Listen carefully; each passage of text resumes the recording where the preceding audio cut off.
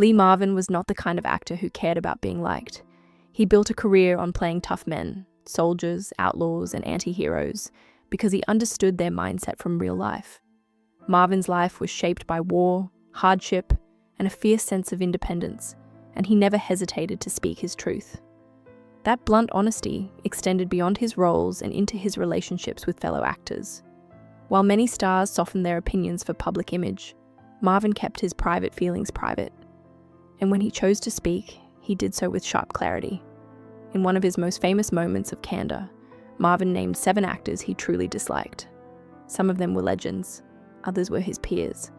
Yet Marvin didn't care about fame or reputation. He only cared about what he saw as authenticity, integrity, and respect for the craft.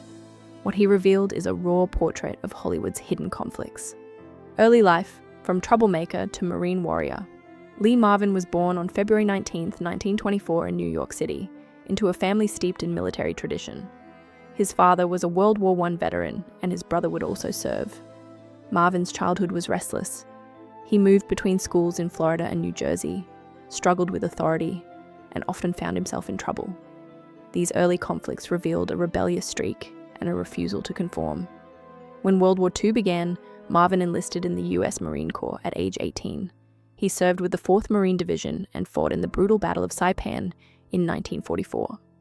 Marvin was severely wounded by machine gun fire, shot in the buttocks and sciatic nerve, and spent over a year recovering in a naval hospital. He was awarded the Purple Heart. The war left him physically scarred and emotionally hardened, but it also gave him a real-life intensity that would define his acting career. The accidental actor, from plumber's assistant to Hollywood. After the war, Marvin drifted through odd jobs and struggled to find direction. His life changed when he took a job as a plumber's assistant at a community theater. When an actor fell ill, Marvin was asked to step in for a small role. The experience ignited a passion he didn't know he had. He began training in New York, studying at the American Theater Wing. His towering height, rugged features, and natural intensity made him stand out. He moved from stage work to film and television, quickly earning a reputation for playing men with dangerous edges. Marvin's early roles were often as heavies, villains, or soldiers. Films like The Big Heat, 1953, and Bad Day at Black Rock, 1955, showed his chilling presence. Audiences began to recognize that Marvin wasn't just acting tough. He was bringing real-life experience into every role. Rise to stardom, the 1960s transformation. The 1960s marked Marvin's transformation from supporting actor to leading man. He starred in some of the most memorable films of the era. In The Man Who Shot Liberty Valance, 1962, he played the iconic outlaw Liberty Valance opposite John Wayne and James Stewart. His performance was chilling and unforgettable, establishing him as a major force in Western cinema. In Cat Ballou, 1965, Marvin surprised audiences by playing 2 contrasting characters, the drunken gunfighter Kid Shalene and the villainous Tim Strawn. His dual performance won him the Academy Award for Best Actor and cemented his status as Hollywood's toughest and most versatile star. Marvin's role in The Dirty Dozen, 1967, further proved his power as he led a group of convicts on a dangerous mission in one of the biggest war films of the decade. He continued to impress with films like Point Blank, 1967, and Paint Your Wagon, 1969, showing he could handle both violence and comedy with equal skill. The Private Man, out of Hollywood and into nature. Despite his fame, Marvin never loved the spotlight. He preferred a life away from Hollywood's glamour, fishing, boating, and living in the outdoors. He spent time in Tucson, Arizona, and Baja, California, Mexico, where he felt free from the industry's constant scrutiny. Marvin also struggled with alcohol, a problem that affected his personal and professional life. Still, he maintained a reputation for being fiercely independent and unwilling to compromise his values for success. This same stubbornness carried over into his relationships with other actors. Marvin didn't suffer fools lightly. He had little patience for those he felt were fake, arrogant, or lazy. While he played complex characters on screen, off-screen he lived by a simple code: respect the craft, respect the work, and don't pretend to be something you're not. Family life, marriage, divorce, and a second chance. In April 1952, Marvin married Betty Ebling. Their marriage produced 4 children: son, Christopher Lamont Marvin, and daughters Courtney, Cynthia, and Claudia. For years, Marvin tried to balance family life with the pressures of fame, but the marriage struggled under the weight of his heavy drinking and erratic behavior.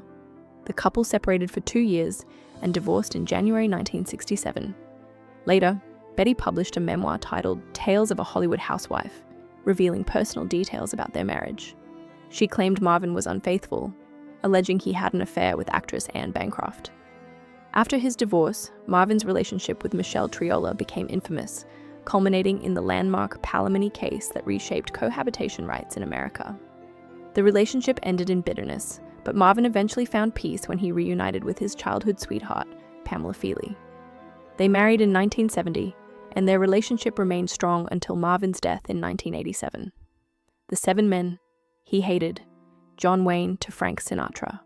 Lee Marvin's most famous act of honesty came when he named 7 actors he couldn't stand. Each name carried its own story of conflict and resentment. First was John Wayne. Despite Wayne's heroic image, Marvin disliked him for his political views and for portraying war heroism he never lived. Marvin felt Wayne's reputation was built on myth, not reality. Next was Charles Bronson. Marvin saw Bronson as cold, arrogant, and emotionally limited, relying too heavily on physical presence rather than true acting. Robert Mitchum was another target. Marvin criticized Mitchum for laziness and for coasting through roles while pretending to be tough. Telly Savalas earned Marvin's ire for being self-promotional and difficult on set. Yul Brynner was criticized for his self-centered, attention-seeking behavior. Tony Curtis was labeled fake and superficial, too polished to be real. And finally, Frank Sinatra, who Marvin felt was arrogant, unprofessional, and entitled. Why he hated them, the reason behind the rage. Marvin's anger wasn't random. It reflected his values and his own experiences. He respected discipline, authenticity, and real talent. Those he hated represented everything he despised about Hollywood: ego, self-promotion, and fake toughness. Marvin resented actors who used their fame to control sets, avoid work, or dominate others. He hated the image-based actors who pretended to be heroes without having lived the life. For Marvin, war wasn't a story, it was reality. His combat wounds and scars gave him a different perspective on life, and on what it meant to be a man.